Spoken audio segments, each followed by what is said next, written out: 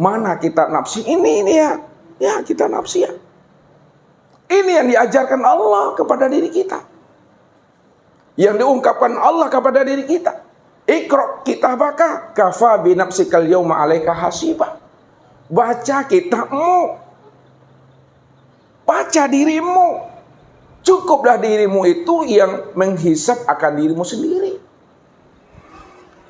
Tak perlu payah aku menghisap dirimu, kata Allah. Cukup kamu menghisap dirimu sendiri. Jadi kitab di situ bukan buku, bukan Al-Quran, tapi diri ini maksudnya. Kitab yang tidak berhuruf, yang tidak berbaris dan tidak bertulisan. Itu yang disebut namanya kitab nafsiyah. Makanya untuk mengenal aku, kenali dirimu. Iqra ke dalam dirimu. Inilah suatu ilustrasi Bapak Ibu yang selalu Ustaz sampaikan untuk kita supaya kita meresap ke dalam dada kita ini. Bagaimana cara untuk mencari dan menemui Tuhan? Makanya orang-orang tua kita selalu dengan kias, selalu dengan perumpamaan menyampaikan kaji ini. Kenapa? Karena memang Allah mengajari manusia itu dengan kias dan perumpamaan, dan Allah mengajari hewan ternak itu dengan cambuk. Karena manusia itu punya rasa, manusia itu punya akal. Maka dengan rasa, akal yang ada di dalam dirinya itu, disitulah dia mampu untuk menilik dan memahami akan wujud kebesaran Allah pada alam dan pada dirinya. Ini Allah katakan, sanurhim ayatina fil afaq wa fi anfusihim hatta yatabayyana lahum annahul haq wa fil ardi ayatul lil mukminin wa fi anfusikum afala tubsirun. Bukankah kami telah memperlihatkan ayat-ayat kami, bukti-bukti, dalil-dalil, alamat kami, kezahiran kami, kewujudan kami pada sekalian alam dan pada dirimu, kata Allah. Bahwa aku inilah wujud yang nyata dari sekalian alam dan dari sekala dirimu. Kenapa tidak kamu pahami, kata Allah. Jadi tiliknya ke sini, memahami ke sini. Makanya perlu dengan kias dan perumpamaan yang disampaikan oleh orang arifin. Orang arifin itu apa artinya tuh, Bu? Orang arifin apa artinya? Orang yang bijaksana. Kalau Pak Jul memahami orang arifin itu apa artinya? Orang yang mengenal. Nah, tuh, orang yang mengenal. Maka kiasnya Bapak Ibu, ada seekor ikan ya, yang selalu hilir mudik berenang di dalam sungai. Ya, udah 7 hari, 7 malam ikan itu berenang dalam sungai itu. Tanpa disadari oleh ikan ini, rupanya dirinya itu diperhatikan oleh sahabatnya yang bernama Tunggul Kayu di dalam sungai itu. Tapi Tunggul Kayu itu bisa memahami bahasa tubuh ikan itu. Kayaknya sahabatku ini ya, ingin mencari sesuatu, tapi apalah yang akan dicarinya. Dia bisa menangkap rasa itu. Lalu ketika itulah Tunggul Kayu tadi bertanya kepada sahabatnya ikan, wahai saudaraku ikan, aku selalu memperhatikan dirimu. Sudah 7 hari 7 malam kamu itu hilir mudik. Ya, dalam pandangan aku, kayaknya engkau ingin mencari sesuatu. Apa benar itu wahai sahabatku? Benar wahai saudaraku Tunggul Kayu. Sebenarnya aku 7 hari 7 malam hilir mudik keliling-keliling. Aku ingin mencari dan menemui air. Tapi air yang aku cari dan aku temui itu tak kunjung basobok. Tak kunjung berjumpa, tak kunjung bertemu. Lalu Tunggul Kayu tadi, karena dia paham dan mengerti air itu di mana, dia senyum. Setelah dia senyum, lalu Tunggul Kayu tadi pun berfatwa dia. Wahai saudaraku ikan, kalau engkau ingin mencari dan menemui air, dengarkanlah nasihat aku. Dengarkanlah fatwa aku, kalam-kalam aku. Kalau engkau mau ingin mencari dan menemui air itu. Baiklah saudaraku Tunggul Kayu, tunjuki aku di mana keberadaan air itu. Wahai saudaraku ikan, kalau engkau ingin mencari air, tak perlu engkau keliling-keliling, mutar-mutar. Cukuplah kamu tuh iqra binafsik. Tilik ke dalam dirimu. Silau dirimu, sentar dirimu. Apabila kamu bertafakur, bersuluk, bermuslah ke dalam diri, pasti kamu mampu menemui air yang kamu cari selama ini. Nah, mulai detik ini, tiliklah ke dalam diri, berukuk ke dalam diri, jangan kemana-mana. Baik saudaraku Tunggul Kayu, kata ikan tadi. Ketika itu Bapak Ibu, ikan tadi itu betul-betul menilik, menyentar, menyilau ke dalam dirinya. Ketika ikan itu telah menilik, menyilau dan menyentar ke dalam dirinya, disitulah dia baru kaget. Rupanya air yang dicari selama ini Bapak Ibu tak di mana-mana. Kenapa? Karena dirinya selama ini sudah berada di dalam air. Apa maknanya? Di balik ilustrasi ini, makna yang sebenarnya, kalau kita ingin menilik, ingin menyentar akan kewujudan Allah, ingin melihat dan menemui Allah, maka tilik senterlah, silaulah ke dalam diri kita ini. Siapa yang mau menyenter, menilik ke dalam diri, pasti dia menemui akan Tuhan. Inilah yang dimaksudkan oleh Nabi tadi. Man talabal maula bi ghairi nafsin faqad dolalan ba'ida. Barang siapa yang ingin mencari dan menemui Allah keluar daripada dirinya, maka dia tidak akan pernah bersobok dengan dunia itu. Dia tetap selalu berada dalam kesesatan yang sangat jauh, kata. Maka tiliklah ke dalam diri. Inilah rahasianya kenapa mengenal Allah itu mesti meniliknya kepada diri. Kenapa? Karena al-insanu siri wa ana sirahu. Insan itu rahasiaku dan akulah yang menjadi rahasia dirinya. Insan itu rahasia aku, kata Allah.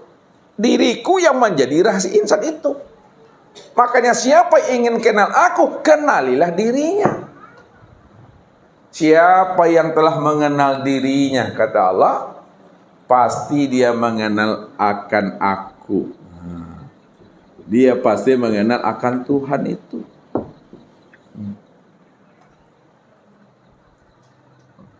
Apa dasarnya? Man arafa nafsahu faqad arafa rabbahu. Barang siapa yang telah mengenal akan rahasia dirinya, faqad arafa rabbahu, pasti dia benar-benar akan mengenal Tuhannya. Jadi siapa yang kenal dirinya, pasti dia kenal Tuhan. Apa maksudnya? Siapa yang telah kenal akan dirinya, bahwa dirinya ini tiada,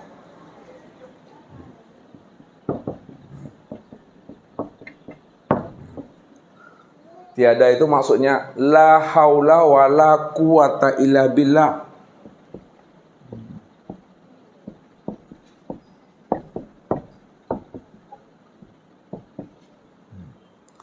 Siapa yang telah mengenal akan dirinya tiada memiliki daya dan upaya. Itu maknanya. Siapa yang mengenal dirinya bahwa dirinya itu buta, dirinya itu tuli, dirinya itu bisu, dirinya itu bodoh, dirinya itu lemah, dirinya itu papa, dan dirinya itu mati. Sadar kita bahwa diri kita tiada mendengar, tiada melihat, tiada berkata, tiada mengetahui, tiada berkuasa, berkehendak dan hidup. Kalau diri kita ini tiada mendengar, berarti kita itu tuli. Kalau diri kita ini tiada melihat, berarti diri kita itu buta. Kalau diri kita ini tiada berkata, berarti diri kita itu bisu. Kalau diri kita ini tiada mengetahui, berarti diri kita itu bodoh. Kalau diri kita ini tiada berkehendak dan berkuasa, itu tandanya diri kita itu lemah dan papa. Kalau diri kita ini tiada hidup, itu artinya diri kita itu mati. Ini yang disebut la haula itu. Ini yang la haula itu. Pada diri Bapak Ibu, la haula wala quwata. Ini dia yang jasadnya. Ketika itulah faqad arafa rabbahu. Disitulah kamu bisa mengenal akan Tuhan. Di mana pahamnya? Siapa yang kenal dirinya bahwa dirinya itu tiada, di situ dia mengenal Tuhan.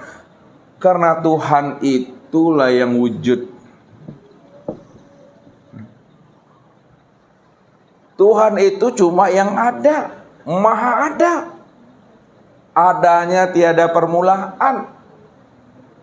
Tidak pernah adanya itu diawali dengan selain dirinya. Adanya itu tiada permulaan.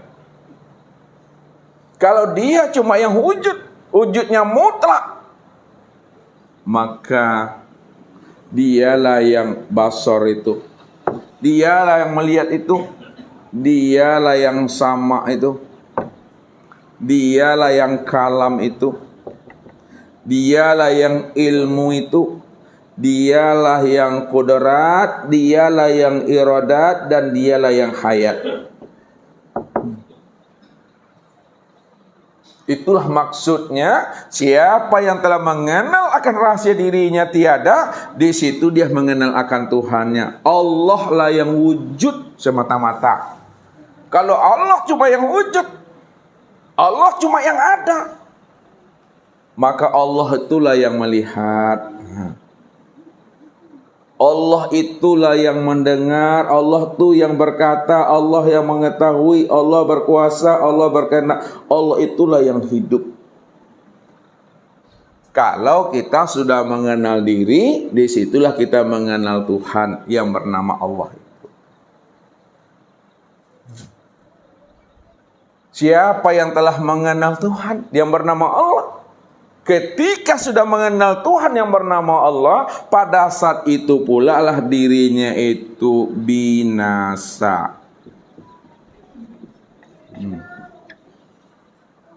Binasa itu apa, Kelipang? Lenyap. Binasa itu artinya lenyap. Binasa itu artinya fana. Binasa itu artinya sirna. Binasa itu artinya hapus. Binasa itu mati.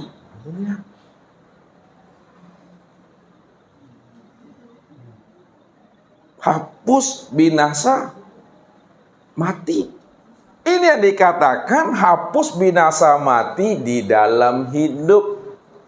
Hapus binasa sebelum habisnya usia umur.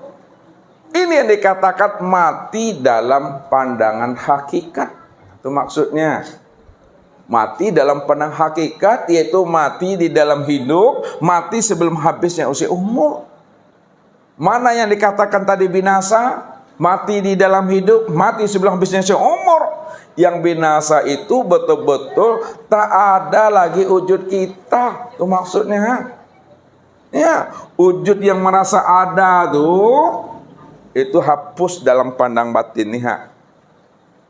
Yang merasa melihat itu hapus. Tak kita lagi yang melihat itu. Tak kita lagi yang mendengar itu. Tak kita lagi yang hidup. Yang melihat dan mendengar yang hidup itu hanya Allah. Nah, disitulah maksudnya diri kita itu binasa. Tak ada lagi. Ya.